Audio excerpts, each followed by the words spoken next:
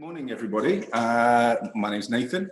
Let me just introduce myself and CreateFuture super quickly and do some housekeeping before we get into stuff. So I'm Nathan. I am part of CreateFuture. We are a design and innovation company, if you don't already know us, because I recognize some new names. I'm assuming you're here for Caroline and the chat we're going to have about Penguin Random House.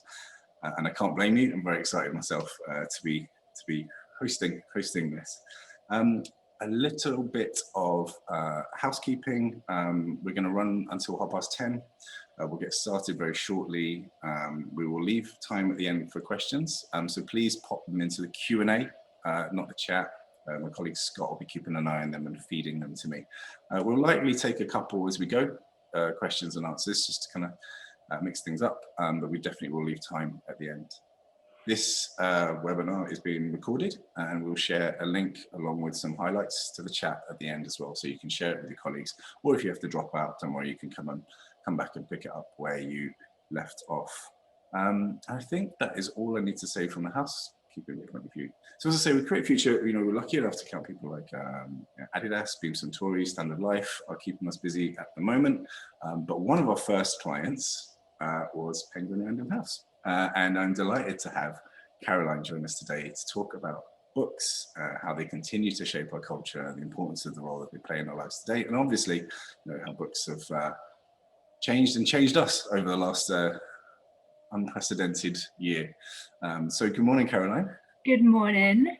Thank you for having me. I'm good. It's always lovely to see you. So thank you so much for joining us this morning.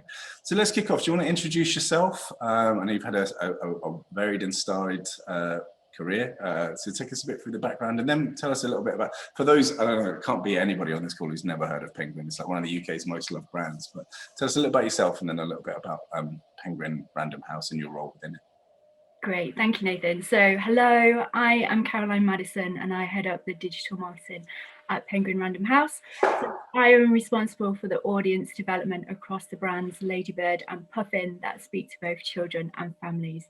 So that encompasses seasonal brand campaigns, as well as building communities online through social media, newsletters, as well as creating podcasts and video initiatives that connect our readers.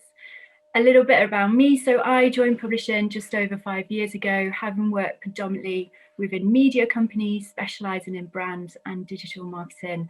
And I spent 4 years at the Guardian newspaper, where as marketer, we were very digital first, very early on in the decade, as we started to respond to the changing behaviour in news consumption online. And that challenge there was very similar to the challenge that brought me to Penguin, which was how do we reach audiences in new and creative ways online with your brand and your content.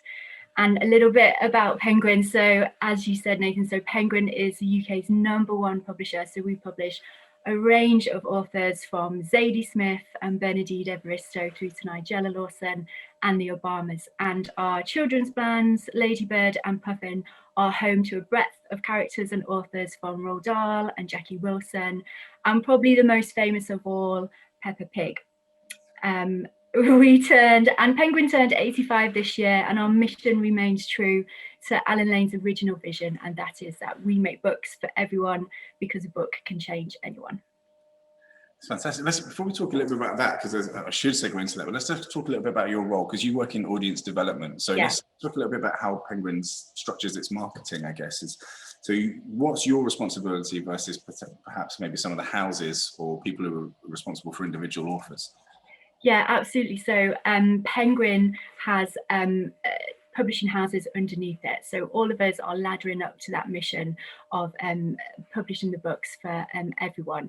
And my role within audience development, within a marketing department, is very different than, say, a book marketer. So they'll be marketing books on an individual basis, but as an audience development approach, we'll be bringing that brand to life online and making sure that we amplify those books, those messages, and bringing our brand to life around reading in general as well. So we'll work very closely with marketers to ensure that we can look at engagement content online, thinking about how you bring that to life in new and interesting ways. How do you get authors in front of new audiences through videos or podcasts? And it is a mixture of working really collaboratively together. Well, I'm really excited to talk about some of the new, the ways that you have been reaching and engaging with audiences, because it's actually a lot more dynamic than I think people would from the outside would recognise. But let's get existential. I know it's only like 9:37, 9:38. Like why do books continue to be so important to us, do you think? I think, books shape the cultural life of our society, essentially. So they make and they break genres. If we think about Virginia Woolf through to kind of goodnight stories for rebel girls, those books create conversation. Things like the Da Vinci Code. Is it too early to mention 50 Shades of Grey? We can say that. Let's go all in. Julie Cooper's Riders, Lady Chatterley's Lover. These are all kind of moments that create conversation across our society. And if we think about early on in the lockdown, in those kind of heady banana bread days, everybody was watching Normal People, and that's an adaptation of Sally Rooney's book from 2018, which already had broken its new kind of genre and was part of a big sway of like new readers as well. So they shape society in that way and create conversation, and they also reflect our times, like Love Him or Hate Him, books about Donald Trump have seen record sales in their millions. Really, he's a genre in himself amongst many other things, right? And Penguin just published the first installment of Obama's memoirs that went straight to #1 last week. So I think all eyes are on who or which publisher will buy Trump's memoir. And if any of them watching, whoever does, my one request is we just make the cover one shade of orange. Like, they can have that. Maybe it comes off your hand as you read it, yeah. So it's just, and that's just the beginning, really. If you think beyond the book, that story, that IP, then that is a catalyst across culture. If we think about industries and TV and film and podcasts and live experience, like if you've ever been near a Peter Rabbit character costume and a bunch of toddlers, then you'll know the near rock star status that he will have when he's taken from book to a real life experience. So they shape us in many different ways. Yeah. I think that's really interesting, the fact that, we mentioned, you've talked more about stories, I guess, rather than books. And, you mentioned IP, a bit of a drier term, but Penguin really is a home to kind of so many kind of stories and characters that it's grown beyond books, isn't it, really, I would say. Absolutely. And I think, we're the home of Peter Rabbit as an example, and that has an amazing kind of... Bigger than Pokemon in the UK, we learned this. I mean, he has schools in China, and he's amazing. If you think about that as a IP, there's an amazing team that works on that who have taken him to new territories and opened up that kind of stories and reading in new lives. And if you think about where books go from just that IP, they go on to kind of podcasts and films and TV. But we also find stories on those platforms as well. So it's quite cyclical in the sense of how stories emerge and grow and evolve and where we find them as well. I mean, we've yet to meet him yet, but we're holding out hope that we might bump into him into the offices. And Penguin as a brand, before we move into kind of some more tactical stuff. So Penguin as a brand, like why when it's so well loved, so well known, why do you think it's kind of persisted and held in that sort of regard? I think it was very innovative in its day. Like it made a bold move in a time to kind of open up books and stories to people, make it accessible. And, they were very clear in their kind of, branding is really key in that as well. I think, it's very iconic, but it continues to evolve and innovate and be part of people's lives. And I think, reading a physical book is a completely unique experience, and to be part of that as a brand,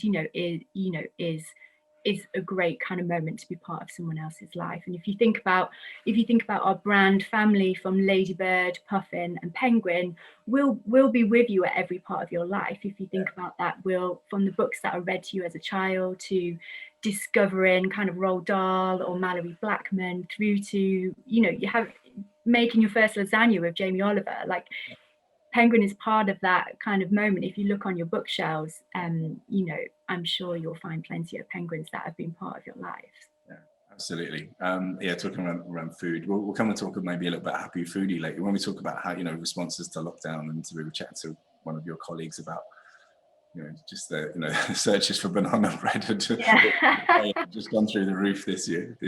So you mentioned the different kind of imprints and the brands within, but I wanted to talk to you about segmentation, I guess, because you are so broad, in terms of the topics and the content that you cover, and readers themselves. I can't imagine any two readers are really 100% alike. But you need to segment in some way, just to make sense of it. So how do you go about that within Penguin? Yeah, I think you're exactly right. Like, everyone has their own unique reading journey. If you think about the books at every point of your life, and also how you like to physically read, that's completely unique to you. So you're on your own kind of unique story. And I think one way that we look at audiences is to think about motivations across reading. So very broadly, when we read because we want to be either entertained, to be informed, to be comforted, or to escape. So that's a kind of broad kind of motivational approach. And then segmentation wise, it can be determined by many factors. So it may be about how many books that you read and consume a year. So Nielsen define a heavy book reader as someone who reads or buys 10 to 20 books a year. Well, that's Nadine firmly. Category. Yeah, hands up if you fit into that category. So brilliant. I've seen some raised hands. So it can be determined by how much and how frequently you read, but it also can be determined by the authors or the genres that you read as well. So you might love Lee Child, or you might really love the genre of domestic thrillers. And then you layer in the format that you read by. So you might prefer to read your crime on ebook, you might want to cook your lasagna from a physical hardback, or you might want to listen on audio to Marion Keyes because she's got beautiful narration and you need to walk the dog. So it's a kind of layering in of those different segmentations. And that then brings to us challenges about how you then target these people, and those challenges within, especially around audience development and reaching audiences, are how do we get to them in new and creative ways with our brand? How do we find those new routes into platforms, thinking about how behavior changes and kind of wider industry disruptive landscape. And how do you open up stories or reading that people don't even know how transformative it can be? A lot of us are readers, but for a lot of people they aren't, or it's seen as hard work, or they feel like they don't have time. So there's a lot of challenges within thinking about how you reach those segments and audiences as well. So I mean, there's already a bewildering way that you could cut and slice kind of your audience, and then that would then, I guess, inform the activity that you do. So internally, how do you manage that? In terms, how are you structured in terms of, I guess, is it through channels or through these motivations, or I guess I'm just interested practically how it works, and to make sure that no segment is overlooked.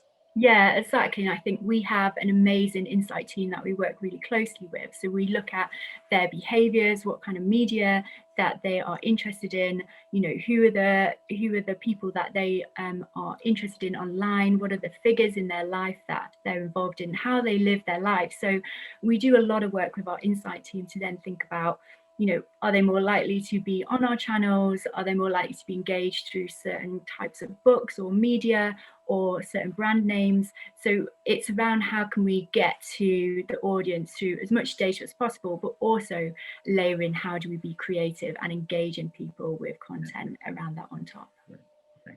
So you mentioned a couple of motivations, and the ones that I think you naturally kind of would be drawn to, entertain, to be engaged, to escapism.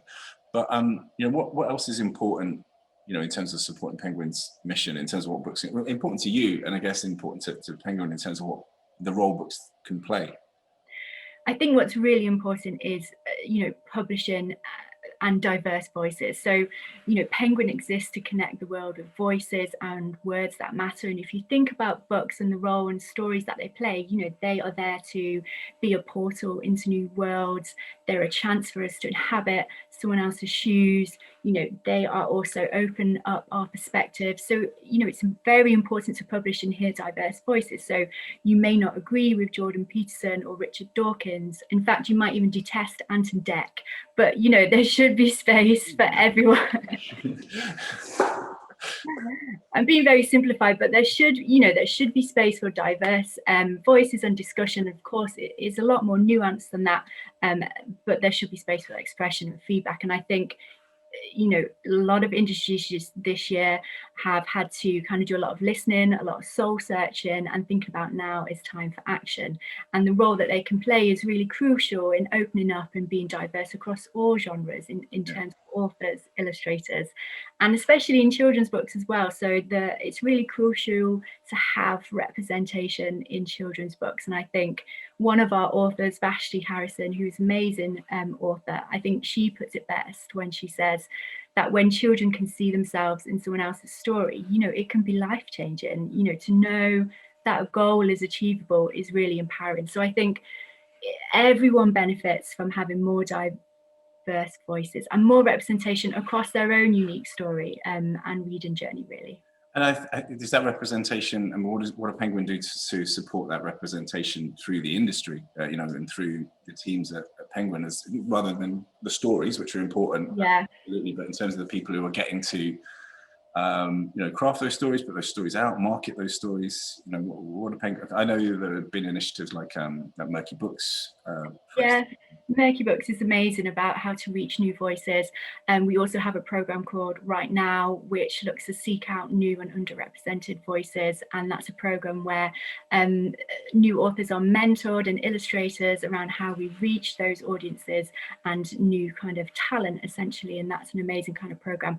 And it's all part of Penguin has an accelerated inclusion plan as well. So how we work with partners and organizations like the Black Writers Guild as well. So there's a lot to be done, but action is taking place, and I think that's really crucial that we recognize that. Right. I guess the other side of diversity then is diversity of opinion, and you just casually dropped that you've got the Obamas, but then you also mentioned we've got Trump is likely to be published. I think that's just there's no clearer illustration, I think, of the partisan nature, not just of politics, but of a lot of popular discourse at the moment, becoming kind of quite polarized and partisan, and we'll not get into the many reasons that's happening. But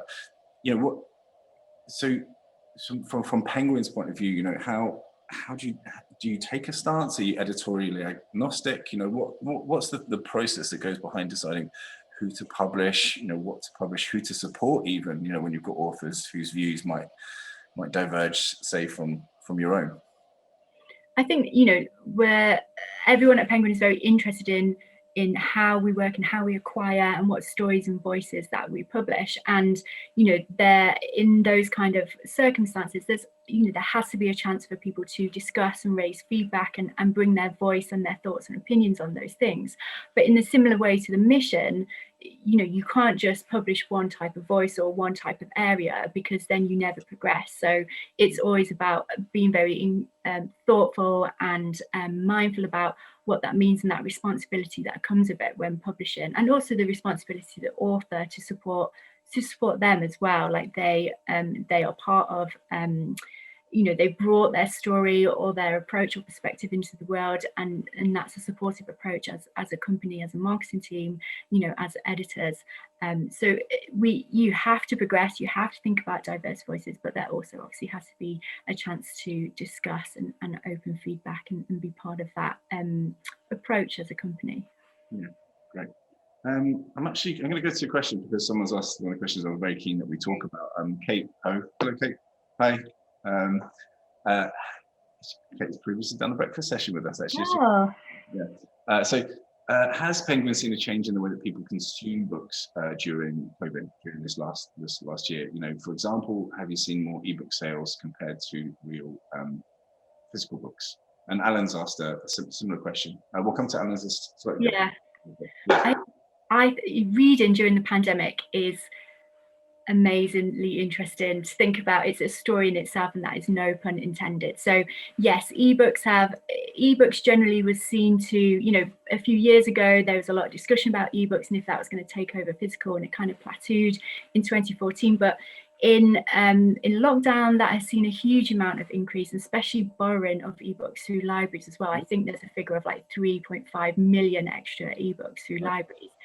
But the way that we read throughout the pandemic is kind of threefold really. So during the beginning, you know, as we was trying to make sense of sourdough bread, we were also trying to make sense of just trying to make sense of it all really. So books and genres around kind of isolation saw a massive uplift. So things both literal and metaphorical. So it's like the Bell Jar or like 100 Years of Solitude, and fiction based on pandemics also saw a kind of increase, and that was reflected in what we watched as well. So lots of people watching Contagion. 28 days later, like what is going on? And then as soon as that kind of became a reality that we now need to kind of navigate this new normal, we were then turning into comfort and nostalgia. So a really big key behavior change was rereading books that we knew what the kind of emotion that was needed during that book is, because we comfort motivation. Yeah, it was that comfort, and we didn't need any more surprises. It was also an access issue as well. Like if you've got a book already and you wanted to reread it, that's what you had. But there was definitely a case of rereading things that we knew what was going to happen, and we knew that we'll get enjoyment out of it. And I think nostalgia is a really key point as well. We saw that across many industries, you know, what you were reading, what you were eating, what you were kind of searching or watching, like we needed some kind of nostalgia. And we saw that reflected a lot across our communities as well. So people were discussing, you know, what books they read as a child, what kind of books they'd like to share with their family.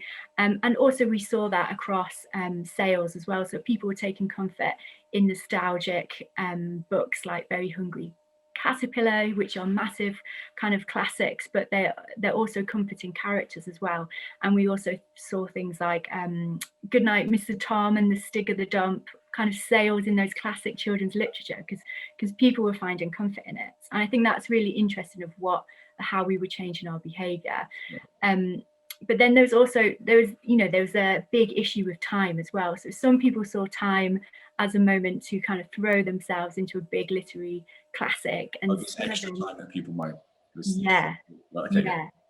And actually pre-pandemic, like the biggest barrier to books most adults cited in a YouGov poll was that they just didn't have enough time. So interestingly, there was a trend which we were kind of predicting was going to happen, is that people were starting to kind of read those big beasts like War and Peace or Middlemarch.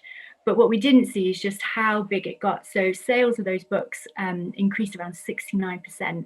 And what I really love about it is that people were coming together online to read them. So they had a set amount of time and chapters to read each day. And then they'll come together following hashtags like Tolstoy together and Middlemarch, and they would discuss the book. So if we think about, they were creating themselves their own kind of structure and comfort in a really turbulent time. And I think I really love that, because I think it's really interesting as well, because you're creating that community, and also you're creating access into a book that can be quite scary, right? Like I'm scared of Middlemarch and I've already read it. So like breaking it down and reading together is fantastic. And then on the other side of that, our attention spans were just all over the place. And, you know, that also meant there was a shift in reading. So people were picking up short stories, essays, non-fiction kind of poetry. And it also meant a shift in our marketing and how we responded on our channel. So as marketers, we know the impactfulness of being simple, but it was definitely a case of ensuring that and doubling down on what our kind of language and approaches across those channels, making sure, you know, that we are giving the audience what they need. You know, we're being really simplified, we're creating a really frictionless experience online, we're, you know, responding to what's happening across the kind of dynamic of how people's lives are changing, and also just being fun as well. Like people need a bit of respite, and it's great to kind of take some humor in books and moments and, you know, memes of Peppa Pig. So there are shifts throughout the pandemic, and I think that they're so interesting. There's so much we can get into there. I want to come back to audio. I want to talk to you about audio, but about communities as well. So you mentioned communities, self-started communities. How the balance, I guess, between self-started communities that you might get involved in and communities that you run?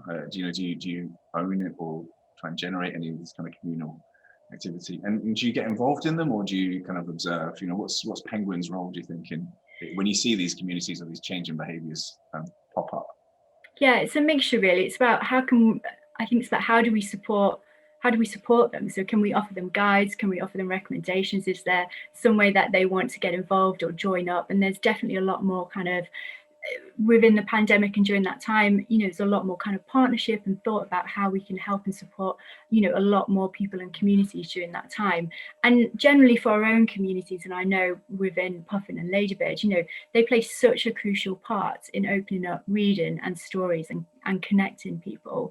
And I think, there's such a great evolving of behavior online that, for us, it's about, how do we galvanize that? There's a lot of digital touch points during the pandemic were essentially human touch points where we were talking to people, asking them how they feel, being part of their lives, as well as being able to help them at those moments. So it's about how can we support people who are reading. The huge amount of communities that have come from real life online during the pandemic, as well as sprung up in those moments. It's about how can we be involved? How can we help essentially with reading in general and open up that category? Right. Going back to the questions, I've got a couple of questions from the wards. I'll go with Matt Wards first. Hi, Matt. So Matt says, I remember as a kid going to the Puffin show and meeting Roald Dahl. Just throwing that in there, Matt, amongst others. The show is really interactive and kids stayed all day. Do you still have showcases like this or plans to revisit post-COVID? I think Matt wants to go. I think Matt wants to go to it's about this nostalgia and comfort, I guess. But yeah, so I know things are unusual now. Fingers crossed we get back to some sense of normality next year. Are you doing things like that? This kind of big showcases, getting out into the world? Yeah, absolutely. I think a huge amount of events had to go online due to the pandemic. We saw literary festivals online. We even produced our own kind of big festival online for Puffin during the pandemic to kind of bring children into that kind of moment. So Matt could have joined that, but but I think post-pandemic, people want to be connected, they want to be together, and I think there's lots of kind of thought about how do we do that and what's the kind of cadence of what happens next online. But pre-pandemic, we did lots of live events quite regular with our authors. We've even been part of festivals, so we had the Puffin World of Stories a few years ago, so we were part of a big festival across the UK where we had a children's area and brought our characters to life. But I think that kind of the physical and being together and connected and immersive kind of stories is great. And coming back to consumption, consumption of books. Dave was asking about, he's saying that in less than 1 year, Disney Plus has gained 73 million subscribers. So even when you think a market is saturated, Netflix and Amazon have got things fixed up, Disney can come in and carve that out. All you can eat subscriptions are really rare for books. It's just I don't know if no one's cracked it or if no one's trying it or what the blockers are for that. Why do you think that is? I think it's really interesting in terms of startups and platforms within reading. If you think about it, they're always trying to tackle three areas. So can they create convenience? So things like Blinkist and InstaRead, can they do that within 15 minutes to read and listen to an audio? Do people want to experience a kind of genre or have a curation? They're trying to tackle kind of books to meet your mood.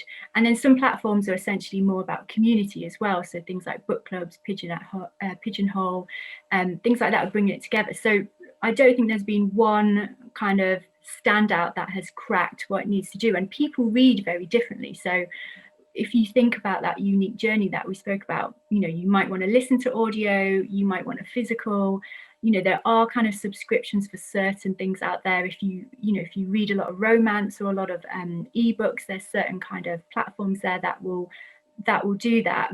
But it's our behavior is always changing, but there's always to think about what does that mean best for the story and the IP and the author, as well as our kind of physicality with books, like how do we bring that together? So I don't think it's been cracked, but I think there's lots of opportunity when we think about what's happened over this year and the kind of galvanizing of new readers and coming back to readers, like what is that kind of, what could that look like for people both physical and online?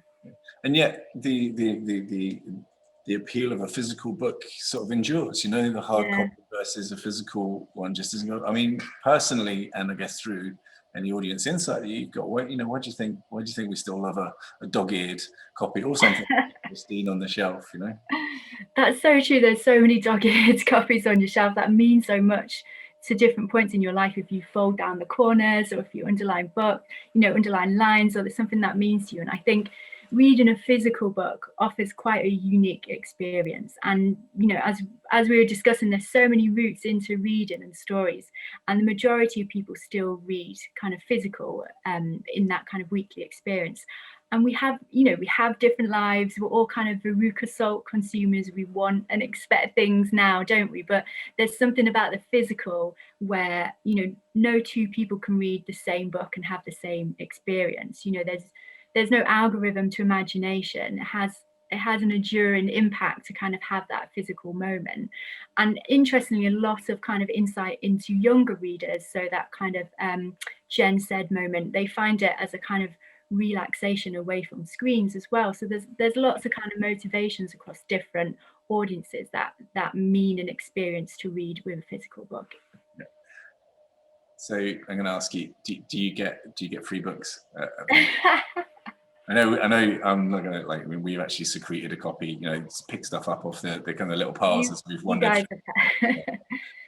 There is, yes, there's a kind of slush pile or a pulp pile, and basically that is various bookshelves with an excess of books where you can pick to your limit some books up, and there's some amazing kind of books that are there that you can get access to as well. So yeah, there are free books.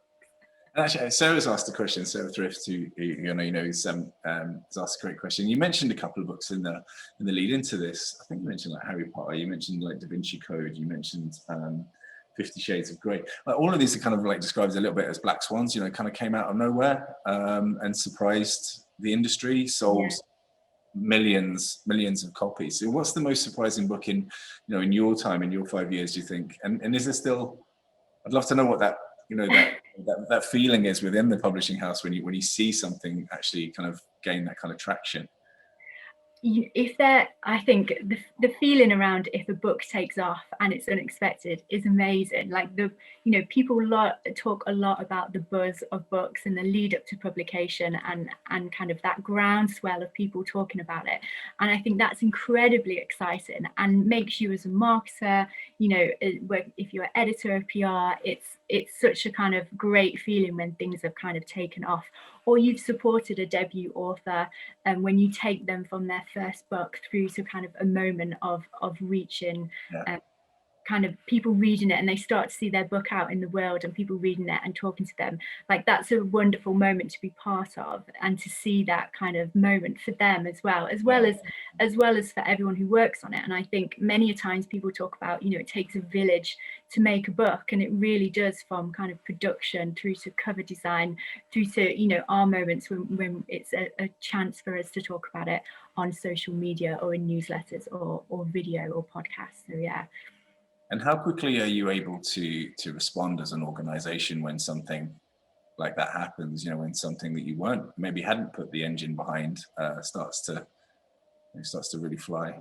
Yeah, I think we can be incredibly agile. We can turn things around quite quickly. We are thinking about, what does that mean? How can we get that out to the audience? Who can help kind of be a voice within that kind of moment as well? So there's lots of kind of things that we look to do across either social media or newsletters or working with partners or influencers. And it's about, how we bring all those expertise into that moment to take it to the kind of next level, to amplify it. And, that's an incredibly exciting moment. And it's great to be able to think very quickly and creatively to make that happen. Sarah's not going to let you off the hook, I think, by specifically answering what's the most surprising book you've taken. Oh my God. I think there's so many surprising books, and Sarah was probably part of that in her time at Penguin as well. But I think there's some amazing books that we've seen, especially in children's, that have really kind of flown. And recently we've had a great series called Frostheart that has really done amazingly. It's really great. it's a really great children's book, and there's a series by Sam Copeland called Charlie Changes into a Chicken, which is really humorous, and deals with kind of big issues, but are really in a funny and playful and wonderfully warming way as well. So there's some moments when you take it from kind of new authors, and they do really well, and they kind of have a groundswell of fans with 6-year-olds or toddlers, where actually it's great to be part of, and some of those are wonderful kind of moments, really. Great. Again, I keep wanting to just to make the most of this time I've got with you, but Alan Hook's asked a question here as well. I know the answer to this because, but let's talk about it. So, do Penguin use audience persona modeling like we would in other mediums to help shape commissioning and shape the vision? We talked a little bit about kind of motivations, but I know actually, I assume it's still the case that there's some actually quite well-defined kind of persona within, a really useful persona within Penguin. Do you want to talk through those a little? Yeah, absolutely. So we have an amazing insight team, and you're right. So there are personas in thinking about the spectrum of reading. So how people engage with books, what are they more, what do they engage with online? How do they buy? So you might buy predominantly online, or you might go in a bookshop, or you might just pick that up in a supermarket as well. So there's many factors that play into that segmentation. And you're right, there are different personas that make that up, especially adult buyers. If we think about if you buy lots of Marion Keys and you want to read that in physical, all the way through to you might just buy a few books for your holiday, and that's very different persona, but it's equally important in the kind of fabric of reading. And we also have segmentation for families as well. So some families might read or buy books because they're big characters, or they've seen films, and they know their kids love it. And some families read a lot themselves, they have reading hours, it's ingrained in their family, and it's very different. So there's lots of different personas, and it's part of our job to think about how do we reach those, what's different that will engage them, how will we reach them in different ways. And part of the way that we've done that, actually thinking about personas, is that we launched the Puffin Podcast this year, and that's for kids aged 6 to 8, and we launched that on audio and video. So we use that kind of persona and understanding of the audiences in that they would like to consume both audio and video online. And it was amazing, actually, a fantastic piece of kind of thinking about, we worked like a media company really to produce an entertainment show which essentially had stories as part of it. So we weren't doing the traditional book club or talk about stories and books and read together, because that's not what the audience that we wanted to reach. We had a different persona that would engage with that type of kind of entertainment for kids. And it's incredibly useful to have those personas to aim to, and it also means that you can build a community based on what we know about that persona. You can take your brand to new audiences and platforms, where those kids are. How do you reach those families who'd be interested in watching or listening as opposed to buying a physical book? And it also, it's also great fun to make as a marketer. It's incredibly energetic. There was a lot of Haribo and party rings eaten, and some of the kids had food too. So, it's part of my role is to think about how do we reach those personas that aren't traditionally coming through kind of and talking about books or interested in books in that way. There's different interests and motivations, and that's what drives us to do something different. I'd love to say as an individual that I can't be put into a box, but when we first started working with you and introduced the persona, I was like, yeah, I'm such a cliche. I fall into that category. So they can be useful. I think that's so true. I was the same. I was like, I'm not any of these, obviously. It's like, oh, I'm definitely that one. So. You talked about, you mentioned the podcast there, and earlier we were talking about the breadth of IP and the opportunities that afford you to tell stories and engage in different ways. But you can't do everything. How do you decide what Penguin should do, what you partner, what you support third parties to do? Because you already are like a huge publisher, but you could build an empire. You could be opening theme parks and yourself and TV channels. How do you decide what's appropriate for you to do? you're completely right. You could do lots of different partnerships and kind of big moments to collaborate, and we do those, and it's about being really clear in the focus of what they will do.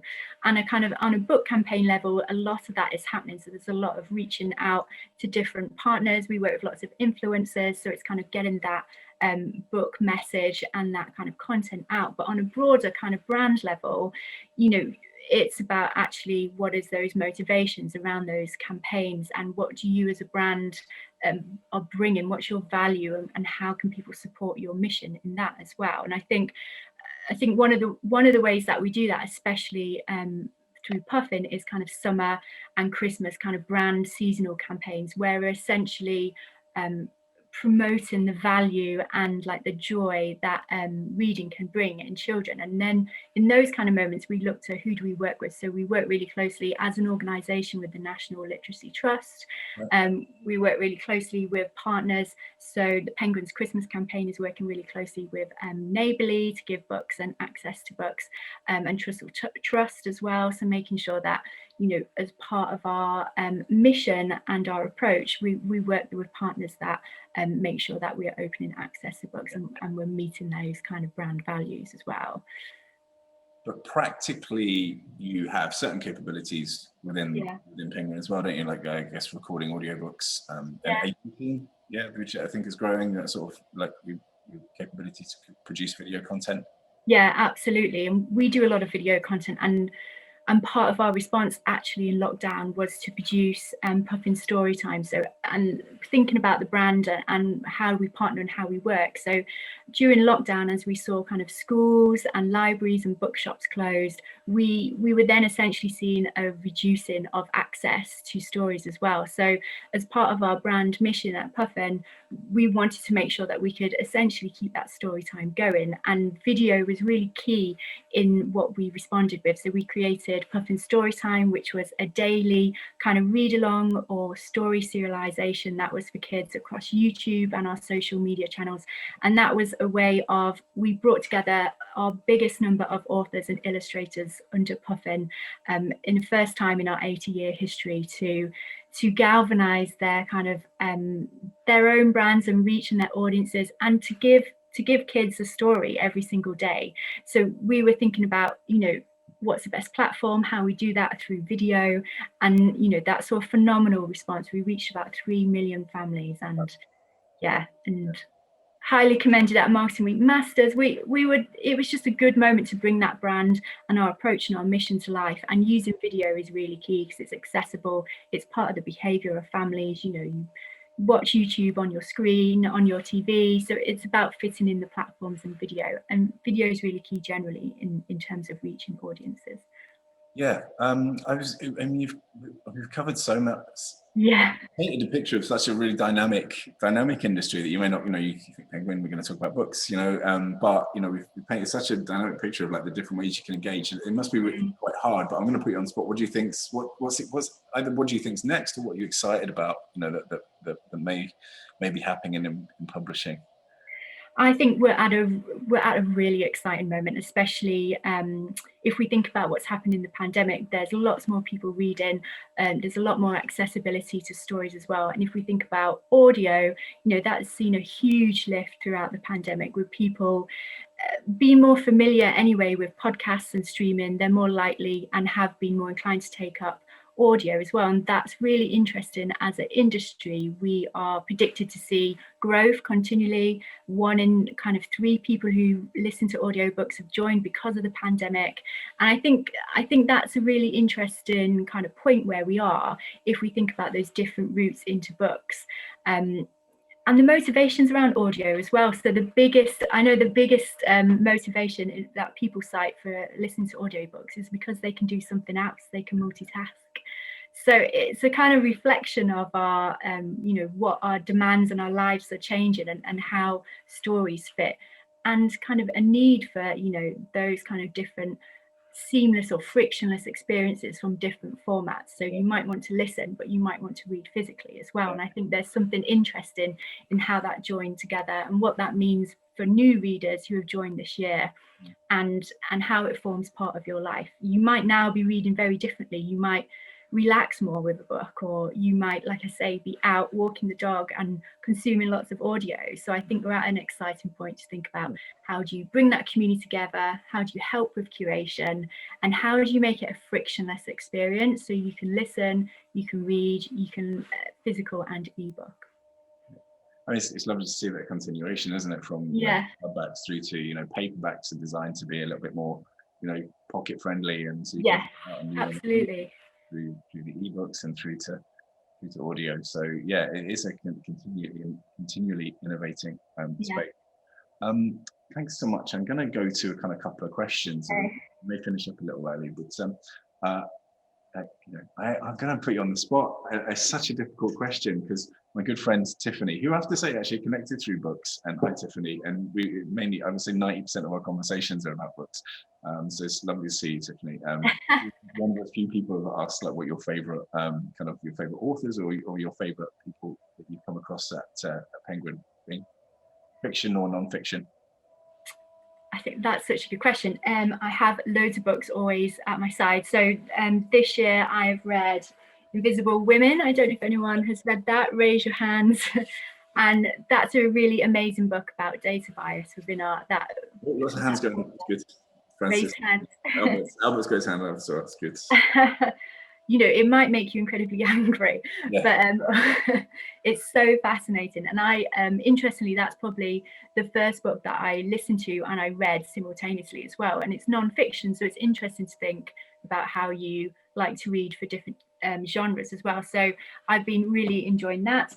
I read a lot of... We're coming back. That's the power of books, isn't it? A book like that actually kind of came a little bit out of left field, and noticed it be in the middle of a conversation that spread out into so many different channels and conferences and articles and podcasts, informed by people who are angered by that book. So it must be very satisfying as a publisher to see that debate happen off the back of an author's piece of work.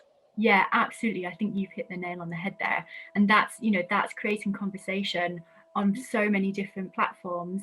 And, that's testament to the power of what a book can do. If someone said you want to read a non-fiction book about data, then you probably wouldn't read it. But the way that the marketing team in Vintage kind of brought that to life in terms of the facts and how it affects people's lives, and the video and bringing the author to the fore. And she also did a Penguin at Home talk, which was part of the Penguin response during lockdown as well. So you can all revisit that on Facebook, but it's really fascinating. Yeah.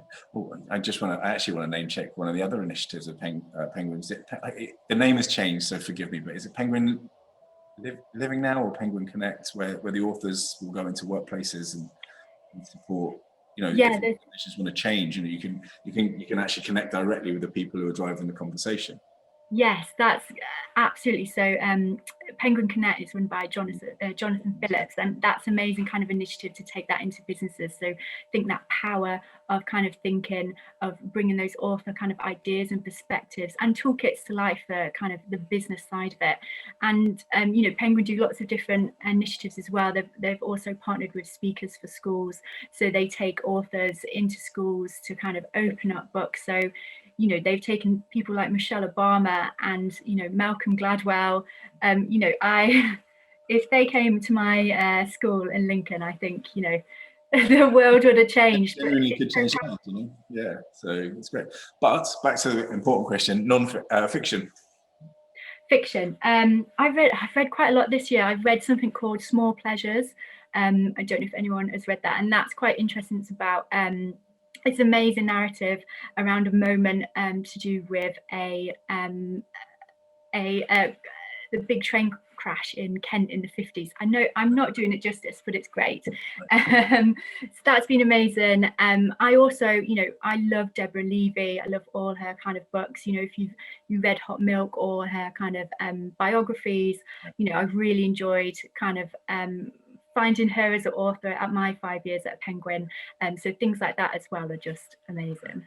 Andrew, I think, speaks for many of us here, where he says, I seem to buy more books than I can ever read. Is that a concerted market? You're not alone. You are not alone. And, I think the to be read pile, as we call it, is quite, part of everyone's life. But I think, that's a good problem to have. Yeah. Yeah, but there was another question here that I just want to make. I've lost. Moved on to Millie Gibbs was asking. I think this is a fascinating one because I buy a lot of music and I've transitioned from vinyl. I still buy a lot of vinyl, but I love the fact that I get a digital code, when it kind of comes through, so I can switch between the two. And you see that with books, which is an ongoing frustration of mine. But do you think there's a couple of parts to this, I guess, consumption, but also storytelling opportunities. Do you think there is scope for digital content and hard copy text relating to the same story to interact with one another in the same way? So I guess there's, as I say, there's the convenience, but there's also, is there an opportunity for new modalities of experience or new ways of experiencing a story?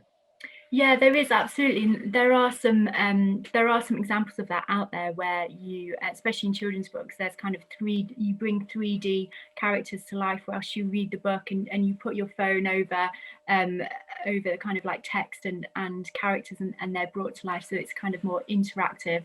And I think bringing having those formats that is more seamless. So thinking like your music, you might have a vinyl, but you've got it on CD, and you also listen to it on Spotify. It's very similar to thinking about how, what is the potential to bring books together. And, there are kind of packages where you get your ebook and you get your physical at the same time, a little bit like when you buy your vinyl and you get the version there. But I don't think it's as mainstream as it might be, or it may be that there is a kind of a pace around that might actually evolve as the demand becomes more, because we want both.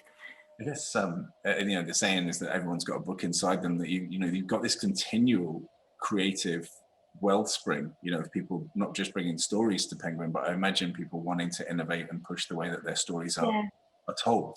Yeah. So it doesn't have to come from Penguin. I'd imagine it's it's about you being able to support people in absolutely the stories about how they're told.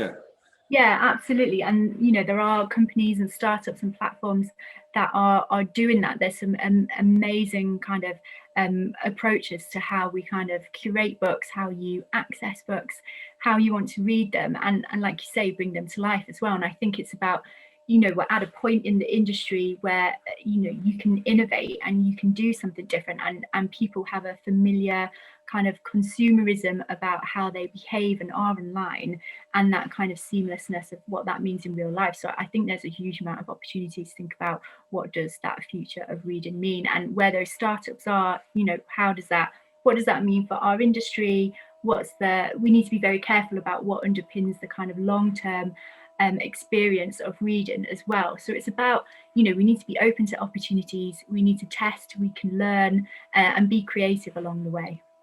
Fantastic.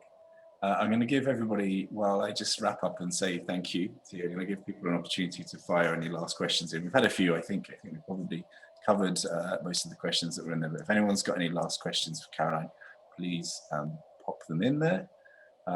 Otherwise, I'm just going to say thank you so much. Thank you so much for the chat. Thank you.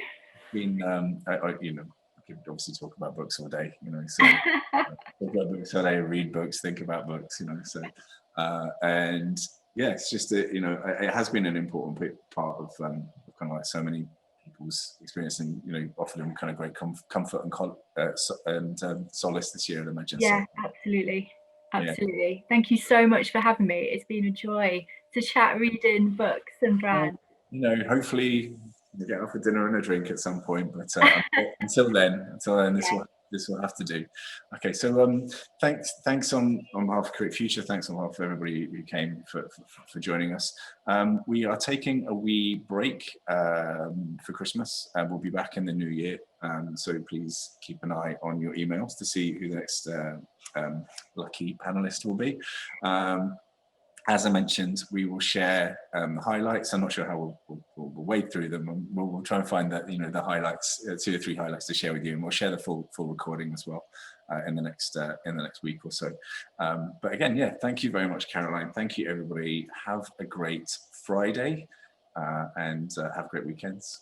Thank you. To connect, I was to say, I always offer this. Caroline, we were chatting before. If anyone wants to connect with Caroline, you can reach her on LinkedIn. She's very happy to. She's also on Twitter. I'm sure you can find her on Twitter, or email me. Let's chat books. Yeah. Or if there's anything you want me to pass on, then get in touch with me, and I'll send things on to Caroline as well. So, Great. okay, great. Well, that's it. Thank you very much, everybody.